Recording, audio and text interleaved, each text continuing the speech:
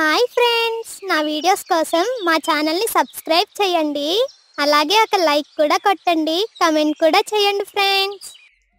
బబ్లీ పిచ్చుక అన్ని పనులు పూర్తి చేసుకుని పిల్లల కోసం ఎదురు చూస్తూ ఉంటుంది. అప్పుడు బబ్లీతో ఇలా అంటుంది. ఏంటి బబ్లీ, కంగారుగా అన్ని పనులు పూర్తి చేసేసావు? ఏమైంది నీకు? పిల్లలు పరీక్ష కోసం నువ్వు కంగారు పడుతున్నావా ఏంటి? వాళ్ళు బాగానే చదివి రాస్తారులే, నువ్వెందుకు కంగారు పడ్డాం? అయ్యో, పరీక్ష కోసం నేను కంగారు పడ్డలేదండి. వాళ్ల పరీక్షలైపోతే ఎండాకాలం సెలవులిస్తారు కదా, ఊరెళ్దామని అనుకుంటున్నాను. కాని వీళ్ళ పరీక్షలు మాత్రమే అవ్వడమే లేదు.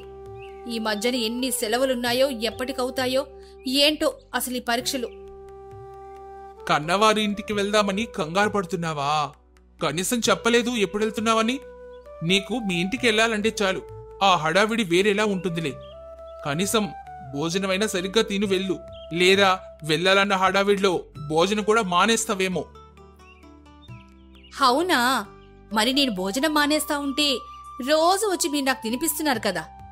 నేనక్కడికి వెళ్దామని ఎందుకు కంగారు పడుతున్నానంటే, సంవత్సరం అంతా పిల్లలు ఇదే ఊర్లో ఉంటున్నారు కదండి. కొంచెం బయట ఊరికెళ్తే వాళ్ళకు కూడా రీఫ్రెష్ గా ఫీల్ అవుతారు కదా. అందులో ఎండాకాలం సెలవుల్లో తప్ప ఇంకెప్పుడు వెళ్ళగలం, మీరే చెప్పండి.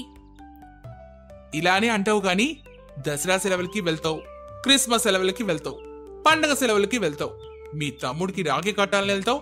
మధ్యలో 3 రోజులు సెలవు వస్తే అప్పుడు కూడా వెళ్ళిపోతావు. మళ్ళీ తిరిగి నేనెప్పుడు అక్కడికి వెళ్తున్నాను అని నన్నే అంటున్నావు.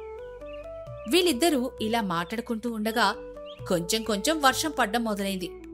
ఇంకా పెద్ద వర్షం పడుతుందేమో అని పిల్లలు పరీక్షలు క్యాన్సిల్ చేసి ఇంటికి పంపించేస్తారు. అలా వర్షం చాలా పెద్దదిగా మరో పక్కన ఉన్న చెరువులో నుంచి నీరు ఊళ్ళోకి వచ్చేస్తూ ఉంటాయి. ఊరంతా నీళ్లతో నిండిపోతూ ఉంటుంది. అన్ని ఇళ్ళు నీళ్లలో మునిగిపోతాయి. అన్ని పక్షులు కలిసి డైసీ గెద్ద వాళ్ళ ఇంట్లో ఉన్న ఒక పెద్ద చెట్టు దగ్గరికి వెళ్ళిపోతారు. ఈ రోజు నుంచి ఊర్లో నీరు తగ్గినంత వరకు ఈ చెట్టు మీదే మనందరం ఉందాం. నేను పక్క ఊర్లో ఉన్న సర్పంచ్ గారితో మాట్లాడాను. వాళ్ళు కొన్ని వంట సరుకులు అలాగే కూరగాయలు పంపిస్తామన్నారు. అది తీసుకొని మనందరం ఈ చెట్టు మీదే ఉందాం. మనిషికి ఒక్క చెట్టు చూపిస్తే బాగుండేది కదా. అందరం కలిసి ఒక్క చెట్టు మీదే ఎలా ఉంటాము? మేము అలా ఎలా ఉంటాం మీరే చెప్పాలి. అయినా నేను కొంచెం నీట్గా శుభ్రంగా నా ఇళ్ళను ఉంచుకుంటాను. అందరితో కలిసి ఉంటే మళ్ళా శుభ్రంగా లేకపోతే అబ్బా నాకు అస్సలు నచ్చదు. నేను అలా అస్సలు ఉండలేను. నాకు వేరే చెట్టు చూపించండి, నేను వెళ్ళి అక్కడ ఇల్లు కట్టుకుంటాను. నువ్వు ఇల్లు నిర్మించేటప్పటికీ ఊర్లో ఉన్న నీళ్ళన్నీ తగ్గిపోతాయిలే. ఈ చెట్టు చూసావా, ఎన్ని కొమ్మలకి ఇల్లు కట్టేసి ఉన్నాయో. మా పిల్లలు ఆడుకుంటారని చిన్న ఇళ్ళని నిర్మించి ఇచ్చానోళ్ళకి. శుభ్రం పరిశుభ్రం అనేది మీ ఇంటి వరకే చూసుకో, అందరి మీద రుద్దకు. నీకొక చిన్న గది ఇచ్చాం కదా, ఆ గదిలో ఉండు. దాందేముంది, అక్కడ నీట్గానే ఉంచుకో. పర్వాలేదండి, మేము మీరిచ్చిన గదిలోనే ఉంటాం. ఆ చిన్న గది చాలు, చాలా బాగుంది. మేము దాన్ని నీటిగానే ఉంచుకుంటామండి. ఏదో ఒకటి వాగడం దీనికి అలవాటు, మీరేమనుకోకండి. ఇప్పుడున్న పరిస్థితిలో ఇలా ఇల్లు దొరకడం కూడా కష్టమే. డైసీ గారు, మీరు నిజంగా చాలా మంచివాళ్ళండి. ఈ రోజుల్లో మీలా ఆలోచించే వాళ్ళు ఎవరుంటారు చెప్పండి. మాకెంత చక్కగా ఉండమని ఇల్లిచ్చారు. చాలా థ్యాంక్స్ అండి మీకు. ఇప్పుడే వెళ్ళి నేను పక్క ఊరు నుంచి సరుకులు తీసుకుని వస్తానండి. ఎలాగో మీరు ఆయనతో మాట్లాడారు కదా, సరుకులు తెచ్చేసి అందరికీ ఇచ్చేద్దాం. సరే అయితే నువ్వు, బబ్లు అలాగే చీకు వెళ్ళండి.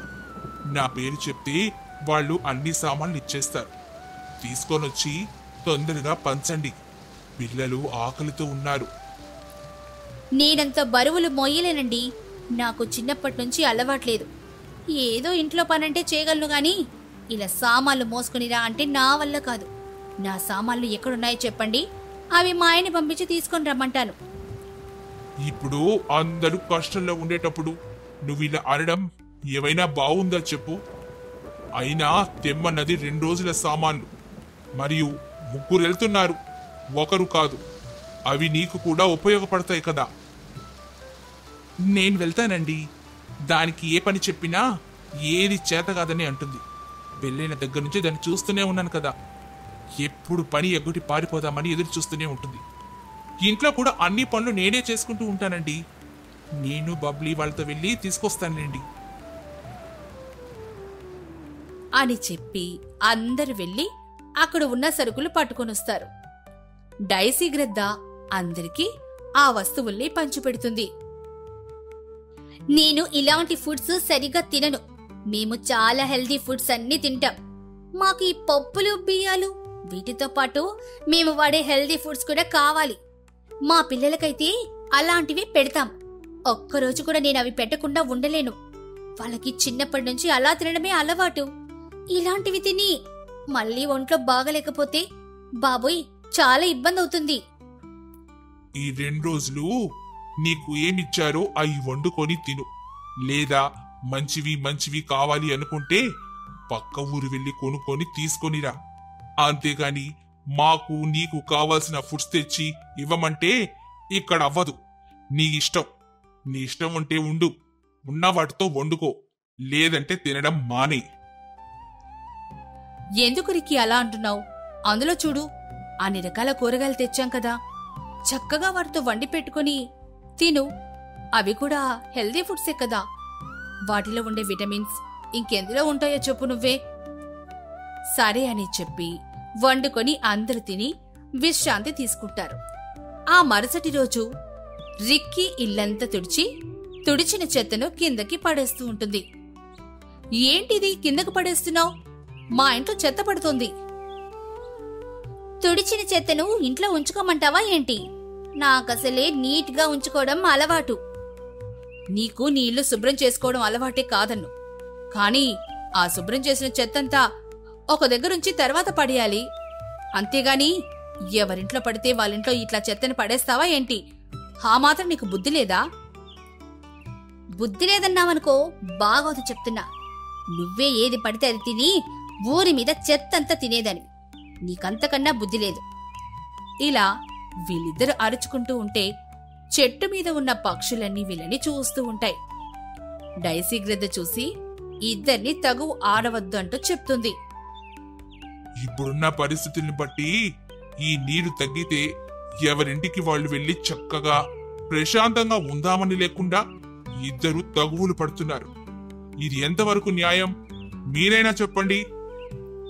చూడండి మీరే, పైనుంచి చెత్తంతా కిందకి పంపుతోంది. అది తిన్నగా మా ఇంట్లో పడుతోంది. ఏంటని చెప్తే అడిగితే తిరిగి చెత్త ఉంచుకోమంటారని నాతోనే వాదిస్తోంది. చూడండి మీరే, మీకు బుర్ర లేదని అడుగుతుందండి. నువ్వు చేసింది చాలా పెద్ద తప్పు రిక్కీ. ఇల్లు క్లీన్ చేసుకున్నాక ఆ చెత్త బయట పడేయాలి, అంతేకాని వేరే వాళ్ళ ఇంట్లో పడేయకూడదు కదా. ఇప్పుడు మనం ఒక చెట్టు త్వరలో ఇల్లు కట్టుకొని ఉంటున్నాం అంటే ఈ చెట్టు నీకు ఎంత సహాయపడుతుంది. ఒకరితో ఇంకొకరు కలిసిమెలిసి ఈ చెట్టు కొమ్మల్లో ఉండాలి, అంతేగాని ఒకరి మీద కసి పెంచుకొని ఇలా చేయడం తప్పు. మరియు బబ్లీ, నువ్వు మాట విసరడం కూడా చాలా తప్పు.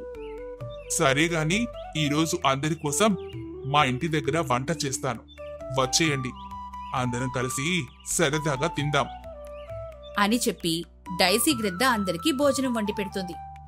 అందరూ తిన్నాక ఊర్లో నీరు తగ్గడంతో ఎవరింటికి వాళ్లు వెళ్లి బురదతో ఉన్న ఇళ్ళని క్లీన్ చేయడం మొదలు పెడతారు. బబ్లీ ఏమో అందర్నీ ఒక దగ్గరికి రమ్మని చెప్తుంది. అందరూ వినండి, మనం కష్టాల్లో ఉన్నప్పుడు డైసీ గారు మనకి ఎంతో సహాయపడ్డారు కదా. అలాగే పక్క ఊరితో మాట్లాడి మనకు ఏ లోటు లేకుండా చూసుకున్నారు. పైగా వండి మనందరికీ భోజనాలు కూడా పెట్టారు. మనందరం కలిసి ఎంతో కొంత ఆవిడికి సహాయం పడితే బావుంటుంది అని నేననుకుంటున్నాను. తనది చాలా పెద్ద ఇల్లు, ఒక్కదాయి శుభ్రం చేయడానికి చాలా ఇబ్బంది పడుతోంది. మనందరం వెళ్ళి కొంచెం సహాయపడి అదంతా క్లీన్ చేసి తర్వాత మన పనుల్లోకి వెళ్ళాక ఏదో ఒకటి కొనేసి తనకి బహుమతిగా ఇద్దాం. మన జ్ఞాపకార్థంగా తన ఇంట్లో ఉంటుంది కదా. అవును, మనకి ఒక మంచి ఇల్లు ఇచ్చి సహాయం చేశారు. అలాంటి వాళ్ళకి మనం థ్యాంక్స్ చెప్పకపోతే ఎలా? సరే, నువ్వు చెప్పిన ఐడియా చాలా బాగుంది, అలాగే చేద్దాం. గిఫ్ట్తో పాటు ఒక చిన్న సన్మానం కూడా చేద్దాం. ఇంకా అందరికీ భోజనాలు కూడా పెడదాం. అందరి ఆశీర్వాదాలు కూడా డైసీ గారితో పాటు ఉంటాయి కదా. క్లీనింగ్ అయితే నేను చేయగలను గాని గిఫ్ట్ కావాలంటే కొందాం. మా వంతు డబ్బులు నేనిస్తాను.